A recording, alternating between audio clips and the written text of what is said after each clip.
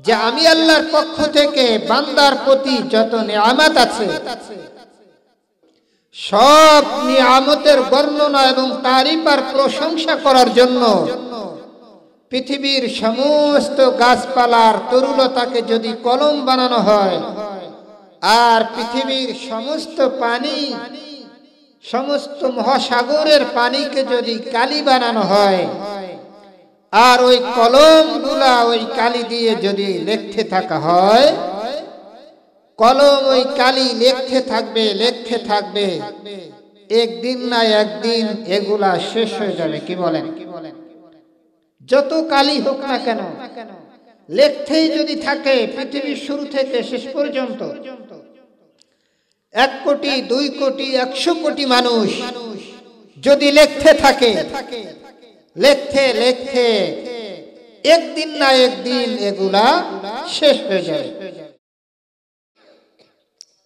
আল্লাহ পাক ইরশাদ করেন আমি আল্লাহর যে নিয়ামত তোমাদেরকে দিয়েছি এই নিয়ামতের শুকরিয়া দান করার জন্য যদি এই কালি আর কলম দ্বারা লেখা শুরু হয় মুহতারাম হাজিরিন কলম শেষ হয়ে যাবে কালি শেষ হয়ে যাবে আল্লাহ তাআলা শুকরিয়া লেখে শেষ করা যাবে না সুবহানাল্লাহ আরো জোরে বলেন না সুবহানাল্লাহ আরো জোরে বলেন সুবহানাল্লাহ এত নিয়ামত আল্লাহ পাক আমাদেরকে দান করেছেন শুকর নিয়ামতে আফজু কুনাদ শুকর নিয়ামতে আফজু কুনাদ কুফর নিয়ামতে বীরু কুনাদ আল্লাহ পাকের এত নিয়ামত আমাদেরকে দান করেছেন নিয়ামতের শুকরিয়া বান্দা মুখ দ্বারা যদি 24 ঘন্টা করতে থাকে মুখের শক্তি শেষ হয়ে যাবে বান্দা যদি হাত দ্বারা কলম দিয়ে লিখতে থাকে হাতের শক্তি শেষ হয়ে যাবে তামাম পৃথিবীর সমস্ত গাছ আর কলম আর কালি শেষ হয়ে যাবে আমার আপনার আল্লাহ বলেন আমি আল্লাহর প্রদত্ত নিয়ামত এই নিয়ামতের শুকরিয়া করে বান্দা তুমি কখনো শেষ করতে পারবে না শুকর নিয়ামতে শুকরিয়া হার হালাতে করতে থাকা বান্দা যখন নিয়ামতের শুকরিয়া করবে আল্লাহ পাক বান্দার নিয়ামতকে আরো বাড়ায়া দিবেন আর আল্লাহ পাক বলেন আমি আল্লাহ তাআলার প্রদত্ত শুকরিয়ার নিয়ামত যদি তোমরা না করো আমি আল্লাহ তোমাদেরকে যে নিয়ামত দিলাম এই নিয়ামতের নাশুকরি যদি বান্দা তুমি করো আমি আল্লাহ পাক তোমার নিয়ামতকে ছিনায় নিব সাথে সাথে তোমাকে কঠিন আযাবে গ্রেফতার করব এত নিয়ামত আল্লাহ পাক আমাদেরকে দান করেছেন মুসলমান ভাইরা রে আমার নিয়ামত বলতে আজ আমি আপনি বুঝি টাকা ধন দৌলত আর দুনিয়ার মান সম্মান এটাকে আমি আপনি নিয়ামত বলতে বুঝি কিন্তু আসল কথা হলো ধন দৌলত টাকা পয়সা এগুলা মানুষের আসল নিয়ামত না তার কারণ এগুলা যদি আসল নিয়ামত হতো তাহলে এই নিয়ামত আমাদেরকে দুনিয়াও কাজে আসতো আখিরাতেও কাজে আসতো ধন দৌলত টাকা পয়সা এমন একটা নিয়ামত যে বান্দার দুনিয়ায় চক্ষু বন্ধ করা পর্যন্তই কাজে আসবে দুনিয়ায় থেকে যাবে আখিরাতে বান্দার সাথে কোনো ধন দৌলত যাবে না তাহলে আমরা বুঝতে পারলাম যে ধন দৌলত আর টাকা পয়সা এগুলা হলো জাগতিক নিয়ামত স্থায়ী কোন নিয়ামত না স্থায়ী নিয়ামত হলো বান্দার আমল স্থায়ী নিয়ামত বান্দার আমাল যে আমাল বান্দার কবরে কাজে আসবে হাসরে কাজে আসবে পুলসিরাতে কাজে আসবে আখিরাতে কাজে আসবে জান্নাতের মধ্যে কাজে আসবে এমন নিয়ামত বলা হয় আসল নিয়ামত যে নিয়ামত বান্দার কাজে আসবে ওই বান্দার হলো আসল নিয়ামত। ধন দৌলত টাকা পয়সা এগুলা বান্দার প্রকৃত আসল নিয়ামত না। কারণ টাকা পয়সা খাবার দাবার এগুলা হলো দুনিয়ায় বেঁচে থাকার জন্য একটা উপকরণ, দুনিয়ায় বাঁচার জন্য একটা জরুরত, একটা প্রয়োজন। কি বলেন? আর বাস্তবে বান্দার কবর, হাসর, পরকাল, মিজান, পুলসিরাতে কাজে যেগুলো আসবে এইগুলো হলো বান্দার নেক আমাল। নেক আমাল বান্দার দুনিয়াতেও কাজে আসবে, আখিরাতেও কাজে আসবে। মুহতারাম হাজিরিন, এই বিষয়ে আমি আপনাদের সামনে পবিত্র কুরআনুল কারীমের দুইখানা আয়াত তেলাওয়াত করেছি। রাসূল করিম সাল্লাল্লাহু আলাইহি ওয়াসাল্লামের আহাদিসে সহিহা থেকে এখানে হাদিস তেলাওয়াত করেছি। মানুষের নেক আমাল তার কেমন কাজে আসবে এবং নেক আমাল কতটুকু জরুরি এ বিষয়ে কিঞ্চিত আলোচনা করে আমি আমার বক্তব্য শেষ করব। ওয়া মা তাওফীকি ইল্লা বিল্লাহ। মুহতারাম হাজিরিন, আল্লাহ পাক রব্বুল আলামিন আমাদেরকে যে জিন্দেগি দান করেছেন, তার মধ্যে আল্লাহ পাক আমাদেরকে কাউকেই দুনিয়ার মধ্যে দাওয়াম চিরদিনের জন্য হায়াত দিবেন না। কোন ব্যক্তির হায়াতকে আল্লাহ পাক চিরস্থায়ী করেন নাই, একটা সময় নির্ধারণ করেছেন। রাসূল আরবি সাল্লাল্লাহু আলাইহি ওয়াসাল্লাম তিরমিজি শরীফের এক হাদিসের মধ্যে ইরশাদ করেছেন, আমার উম্মতের হায়াত 60 থেকে 70 বছরের মাঝামাঝি। তাহলে হায়াত বান্দার একদিন শেষ হয়ে যাবে। প্রত্যেকটা মানুষ এবং প্রত্যেকটা জীব মরণশীল, মৃত্যু হবেই। হায়াত যার আছে মৃত্যু তার আছে। তো কথা হলো এই হায়াত তো আমাদের শেষ হয়ে যাবে। দুনিয়ার নাজ ও নিয়ামত যা দেখতেছি সমস্ত নাজ ও নিয়ামত শেষ হয়ে যাবে,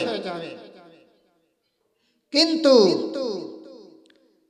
যেগুলো আমার আপনার পরকালে কাজে আসবে, আমাদের লাগবে, এইগুলো আমাদেরকে জোগাড় করতে হবে। এই হায়াত থেকেই জোগাড় করতে হবে। নাকি মৌতের পরে অন্য আরো এক হায়াত আছে, কি বলেন? আর আসবে? আফসোস করে পাওয়া যাবে? ময়দানে কিয়ামতে এক শ্রেণীর মানুষ আল্লাহ পাকের কাছে আফসোস করবে, আবদার করবে।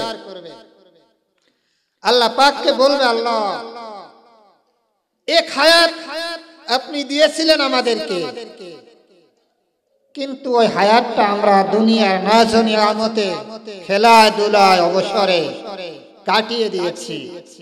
আল্লাহ আপনার ইবাদত করতে পারি নাই, তো আমাদেরকে আরেকটা হায়াত দেন, আবার আমাদেরকে দুনিয়ায় পাঠান। আল্লাহর কাছে অ্যাপ্লিকেশন করবে। তো আল্লাহ পাক তাদের উত্তরটাও কোরআনে পাকের মধ্যে দিয়ে দিয়েছেন। قال الله تعالى ولو ترى إذ المجرمون ناكسوا رؤوسهم عند ربهم ربنا أبصرنا وسمعنا فارجعنا نعمل صالحا إنا موقنون। আল্লাহ পাক বলেন, নবী আপনি সেদিন দেখবেন জাহান্নামীদের অবস্থা কেমন হবে। ওয়ালাউ তারা ইযিল মুজরিমুনা নাকিসু রুউসিহিম ইনদা রাব্বিহিম, নবী আপনি দেখতে পাবেন জাহান্নামীদের আলামত। জাহান্নামীরা তাদের রবের নিকটে মাথা নিচু করবে আর আল্লাহ পাকের কাছে তারা আরজ করবে, আবদার করবে, রব্বানা আবসারনা ওয়া সামি'না ফারজি'না না'মাল সালিহা ফারজি'না না'মাল সালিহা ফারজি'না না'মাল সালিহা ইন্না মুকিনুন। আল্লাহ পাকের কাছে ইরশাদ করবে, আল্লাহ দুনিয়ায় থাকতে আমরা দেখতাম, আমাদের চোখ ছিল, আমাদের কান ছিল, আমাদের শক্তি ছিল, হাত ছিল, পা ছিল, সমস্ত অঙ্গ প্রত্যঙ্গ আপনি দান করেছিলেন আল্লাহ। আলেম উলামাদের আওয়াজও আমরা শুনতাম, কুরআন ও হাদিসের ওয়াজ ও নসিহত শুনতাম, কিন্তু দুনিয়ার নাজ ও নিয়ামত আমাদেরকে এমন ভাবে গ্রাস করেছিল, দুনিয়ার নাজ ও নিয়ামত আমাদেরকে এমন ভাবে পেয়ে বসেছিল আল্লাহ, যার কারণে কোরআন ও হাদিস অনুযায়ী আমল করতে পারি নাই, কোরআন মানতে পারি নাই, হাদিস মানতে পারি নাই, কোরআন হাদিস অনুযায়ী নিজের জীবনটাকে পরিচালনা করতে পারি নাই আল্লাহ। নাজ ও নিয়ামতের এই নেশায় আর মাতলামে নিজের 60 আর 70টি বছর হায়াতকে নষ্ট করেছি আল্লাহ। সুতরাং আল্লাহ ফারজি'না আল্লাহ আপনি আমাদেরকে আবার দুনিয়ায় পাঠান, আপনি আমাদেরকে আবার দুনিয়ায় প্রত্যাবর্তন করেন আল্লাহ। আল্লাহ পাক বলেন, তোমরা দুনিয়ায় যে কি করবে? হায়াত দিয়েছিলাম 60 বছর, 70 বছর, 80 বছর আর 90 বছর। এত বছর হায়াত পাওয়ার পরও তোমরা আমি আল্লাহকে মানো নাই, কুরআন মানো নাই, হাদিস মানো নাই, আমি আল্লাহ তাআলার হুকুমকে তাওয়াক্কা করো নাই, তাহলে তোমরা আবার দুনিয়ায় যে কি করবে? মুসলমান ভাইরা রে আমার, তখন জাহান্নামবাসী আল্লাহ পাকের সামনে এ কথা পরিষ্কার করে বলবে, আল্লাহ না'মাল সালিহা, না'মাল সালিহা, না'মাল সালিহা। বলবে আল্লাহ হায়াত দিয়েছিলেন বড় বেশি, কিন্তু কোরআন ও হাদিসের আলোচনা শুনেছি ঠিক, কিন্তু মানতে পারি নাই, আমল করতে পারি নাই, ওই বুঝ আর সমঝ আমাদের অন্তরে বসে নাই। আখিরাতের কথা শুনেছি, মউতের কথা শুনেছি, জান্নাত আর জাহান্নামের আলোচনা শুনেছি আল্লাহ। সমস্ত আলোচনা শোনার পর ওই আলোচনার উপর আমল করার সুযোগ হয় নাই, কারণ আমাদের পিছনে শয়তান ছিল, মানুষ শয়তান আর জিন শয়তান আমাদেরকে আমল করতে দেয় নাই। সুতরাং আল্লাহ আপনি আমাদেরকে আবার দুনিয়ায় প্রত্যাবর্তন করেন।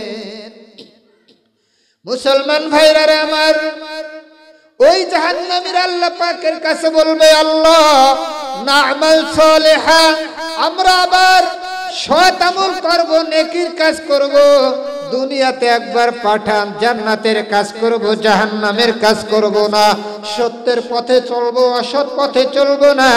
আল্লাহ আপনার হুকুম অনুযায়ী নিজের জীবনকে পরিচালনা করব, আপনার হুকুমের বিরুদ্ধাচরণ করব না। আবার বলবে আল্লাহ ইন্না মুকিনুন, আল্লাহ আমরা মুকিন ইয়াকিন করনেওয়ালা হয়ে যাব। আল্লাহ আপনার কুরআনকে বিশ্বাস করব, আখিরাতকে বিশ্বাস করব।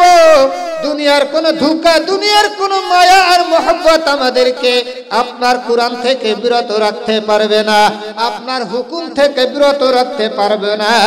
আল্লাহ আপনি আমাদেরকে আবার দুনিয়ায় পাঠান। কাজ হবে কি বলেন? আফসোস করে কাজ হবে? আল্লাহু আকবার।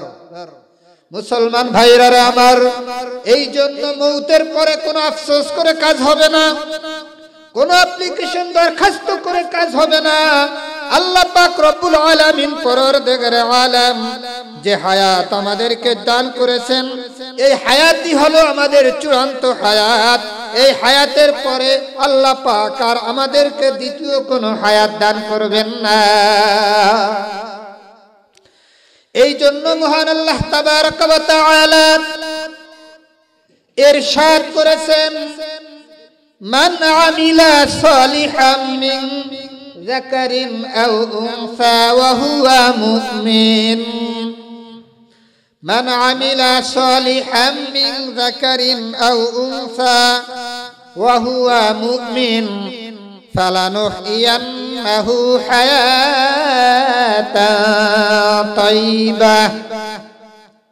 আল্লাহ পাক ইরশাদ করেন, যেই পুরুষ এবং মহিলা নেক কাজ করবে, সৎ কাজ করবে, নেকির কাজ করবে, সতের কাজ করবে, জান্নাতে যাওয়ার কাজ করবে, জাহান্নাম থেকে বিরত থাকবে, কোরআন ও হাদিস অনুযায়ী নিজের জীবনকে পরিচালনা করবে, জাহান্নামের কাছ থেকে বিরত থাকবে, আল্লাহ পাক বলেন ওয়া হুয়া মুমিন, তারা হলো আসল মুমিন, মুসলমান। পুরুষ হোক চাই মহিলা হোক, যুবক হোক চাই যুবতী হোক, ছোট হোক চাই বড় হোক, বৃদ্ধ হোক চাই বৃদ্ধা হোক, যে বয়সের হোক না কেন, যারাই সৎ কাজ করবে, নেকির কাজ করবে, আল্লাহ পাক বলেন ওয়া হুয়া মুমিন, তারা হলো বাস্তব মুমিন, মুসলমান। তাহলে মুমিন মুসলমান হওয়ার জন্য নেকির কাজ করা লাগবে কি লাগবে না? অবশ্যই নেকির কাজ করতে হবে। নেকির কাজ করার পর দাবি করতে হবে আমি একজন মুমিন, আমি একজন মুসলমান। কি বলেন? নেকির কাজ করা ছাড়া দাবি করা যাবে? সতের কাজ করা ছাড়া? মুসলমান ভাইরা আমার, নামাজ না পড়ে যদি বলা হয় আমি আমার ঈমান ঠিক আছে, নামাজ না পড়লে কি হয়, এই কথাটা সত্য না মিথ্যা? কি বলেন? এই কথাটা মিথ্যা, কথার কোনো বাস্তবতা নেই। পান খায়, চা খায়, চার দোকানে বসে আবার বড় বড় কথাও বলে, নামাজ না পড়লে কি আমার ঈমান ঠিক আছে? কি বলেন? ঈমান ঠিক থাকে নামাজ না পড়লে? মুসলমান ভাইরা আমার, যার নামাজ নাই তার ঈমান নাই, যার নামাজ ঠিক নাই তার ঈমানও ঠিক নাই, যার রোজা ঠিক নাই তার ঈমানও ঠিক নাই, যার হজ ঠিক নাই তার রোজাও ঠিক নাই, যার কালিমা ঠিক নাই তার ঈমান ঠিক নাই, যার লেনদেন ঠিক নাই তার ঈমান ঠিক নাই, যার কথা ঠিক নাই তার ঈমান ঠিক নাই, যার ওয়াদা ঠিক নাই তার ঈমান ঠিক নাই। মুখে যদিও বলে আমি ঈমানদার, বাস্তব পক্ষে ওই ব্যক্তি ঈমানদার না। এই জন্য বুঝতে হবে, আমার আল্লাহ বলেন মান আমিলা সালিহাম মিন যাকারিন আও উনসা ওয়া হুয়া মুমিন, যেই ব্যক্তি নেকের কাজ করবে, আমলে সালেহ করবে, ওই ব্যক্তি মুমিন। ঘোষণাকার বলেন, ঘোষণাকার। মুসলমান ভাইরা রে আমার, আল্লাহ পাক যেই ব্যক্তিকে মুমিন বলে ঘোষণা দেন, ওই ব্যক্তি হলো বাস্তব মুমিন, ওই ব্যক্তি বাস্তব মুমিন। কারণ মুমিনের ঘোষণা দেন আমার আল্লাহ, মুমিনের সার্টিফিকেট দেন কে? ধরে কোন আমার আল্লাহ। সুতরাং নামাজ পড়তে হবে যদি মুমিন হওয়া লাগে, নামাজ পড়তে হবে যদি মুমিনের পরিচয় দেওয়া লাগে, হজ করতে হবে যদি হজ ফরজ হয়ে যায়, যদি মুমিনের পরিচয় দেওয়া লাগে, সত্য কথা বলতে হবে যদি মুমিনের পরিচয় দেওয়া লাগে, ওয়াদা ঠিক করতে হবে যদি মুমিনের পরিচয় দেওয়া লাগে। মুসলমান ভাইরা আমার, আমার আপনার লেনদেন ঠিক করা লাগবে যদি আমি আপনি মুমিনের পরিচয় দিই। কারণ মুমিনের পরিচয় দেওয়া ছাড়া আল্লাহ পাক আমাকে আপনাকে এরকম আখিরাতে জান্নাতের ফয়সালা করবেন না। সুতরাং মুমিনের পরিচয় বড় পরিচয়, মুমিনের পরিচয় বড় পরিচয়। এই জন্যই তো আমার আপনার আল্লাহ কোরআনে পাকের মধ্যে ইরশাদ করেছেন, মুমিন না হইয়া বান্দা তুমি আমার কবরে শোনা। কি না হইয়া বলেন তো? কি না হয়ে? মুমিন না হইয়া আমার কবরে শোনারে বান্দা। পরিপূর্ণ মুমিন আর মুসলমান হইয়া আমি আল্লাহর কবরে আসিও। মুসলমান আর মুমিন না হইয়া আমার কবরে যদি আসরে বান্দা, বড় ভেজাল আছে, বড় সমস্যা আছে। কি বলেন? সমস্যা আছে না? আচ্ছা।